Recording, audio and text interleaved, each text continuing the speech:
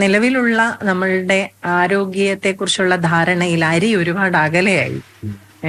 അരി ഭക്ഷണത്തിന് വലിയ പ്രശ്നങ്ങളായി, കാർബോഹൈഡ്രേറ്റ്സ് ആയി.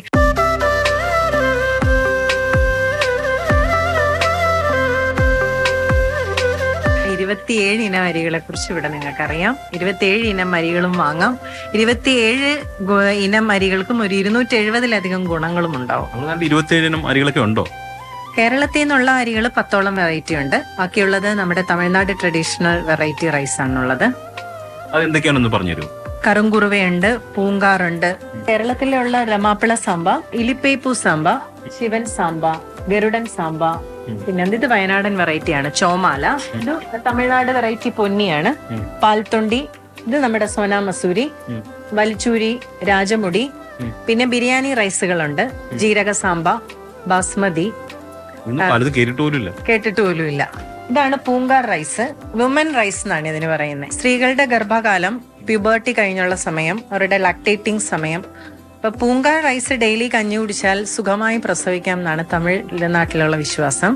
രക്തശാലി ഈ നവരയൊക്കെ പണ്ട് രാജാക്കന്മാര്, രക്തശാലി പ്രത്യേകിച്ചും രാജകുടുംബം അവർക്ക് വേണ്ടി കൃഷി ചെയ്തിരുന്നതാണ്. കോമൺ പീപ്പിളിന് അതൊരു പണ്ട് അഫോർഡബിളോ അവർക്ക് അവൈലബിളോ ആയിരുന്നില്ല. അയൺ, ഹീമോഗ്ലോബിൻ പ്രശ്നങ്ങളൊക്കെ ഉള്ളവര് വീക്ക്ലി 2 ദിവസമെങ്കിലും നമ്മുടെ രക്തശാലി അരിയുടെ കഞ്ഞി കുടിച്ചാല് ഈ പ്രശ്നം അതേവിടെ പരിഹരിച്ചു കിട്ടും. ഇപ്പൊ രാജമുടി റൈസ് മൈസൂർ റൈസാണ്. അത് മൈസൂർ രാജാവിന് കപ്പം കൊടുക്കാൻ പറ്റാത്തവർ ആ നെല്ലാണ് കൊടുത്തിരുന്നത്. ഇപ്പൊ പറഞ്ഞ എല്ലാത്തിനും ഓരോ ട്രഡീഷണൽ വെറൈറ്റിക്കും ഓരോ കഥകളുണ്ട്, 1000 ഗുണങ്ങളുണ്ട്. ഇതൊക്കെ കഴിച്ചാണ് നമ്മുടെ പൂർവികര് വളരെ ആരോഗ്യത്തോടെയും സൗന്ദര്യത്തോടെയും ഒക്കെ ഇവിടെ ഈ നാട്ടിൽ ജീവിച്ചിരുന്നത്. ഇത് എവിടുന്ന കൊണ്ടുവരുന്നത്? നമുക്ക് പാലക്കാടൻ കൃഷിക്കാരുണ്ട്, ഈറോഡ് കൃഷിക്കാരുണ്ട്, പിന്നെ വയനാട്ടില്. ഇതെല്ലാം ഓരോരുത്തര് നാച്ചുറൽ ഫാമിംഗ് തന്നെ ചെയ്യുന്നവരാണ്. നാച്ചുറൽ എഡിബിൾസിന്റെ പ്രവർത്തനം എത്രത്തോളം ഈ മേഖലയിൽ ഈ വ്യത്യസ്തതരം അരിയെ പ്രോത്സാഹിപ്പിക്കാൻ കഴിഞ്ഞിട്ടുണ്ട്? തീർച്ചയായിട്ടും. നമ്മൾ 270 ഏക്കറിൽ പണ്ട് കൃഷി ചെയ്തിരുന്നതാണ്. 2005 മുതൽ ഈ മേഖലയിലുണ്ട്. നമ്മള് ഫ്ലഡോട് കൂടിയാണ് ഒരു തകർച്ചയിൽ വന്നതാണ്. അവിടെ നിന്ന് തിരിച്ച് അരിയോടുള്ള സ്നേഹം കൊണ്ട് തിരിച്ചു വന്നതാണ്. നമ്മൾ ഭയത്തോടെ കാണുന്ന അരി പ്രശ്നക്കാരനല്ല. കഴിക്കേണ്ട അരി കഴിക്കേണ്ട രീതിയിൽ കഴിച്ചു കഴിഞ്ഞാൽ പൂർണ്ണ ആരോഗ്യവാനായിട്ടും ആരോഗ്യവതികളായിട്ടും ജീവിതം മുന്നോട്ട് കൊണ്ടുപോകാൻ കഴിയും.